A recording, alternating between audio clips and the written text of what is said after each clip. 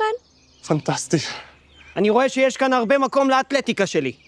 ואני ואמיליה המקסימה נשמח לעמוד לשירותכם. כל מה שתצטרכו, אל תהססו לבקש. נכון, אמיליה? בשמחה. ככה היא נראית כשהיא שמחה? טוב, בואו, אתם בוודאי עייפים מהנסיעה. אמיליה תשמח להראות לכם את החדרים שלכם, נכון, אמיליה? בשמחה. אני מקווה שדאגתם גם לחדר לתינוק. מה פתאום, גול? אוליבר ישן איתנו. אני דיברתי על רובי. את לא ראית אותי הרבה זמן, ואני לא ראיתי מקלחת הרבה זמן.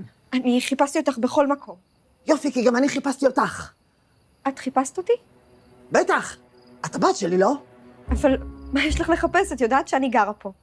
כן, אבל לא הייתי בטוחה שתהיי כאן. אולי נסעת לטייל, אולי עברת לגור באיסלנד, מה אני יודעת מה עובר בראש הזה שלך?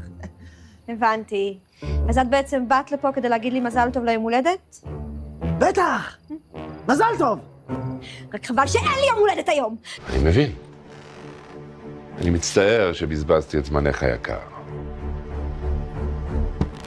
תורידו את בלום מהספינה, אבל לא מהצד של היבשה, תורידו אותו מהצד של הים. מה? גם לקרישים מגיע משהו טעים, לא?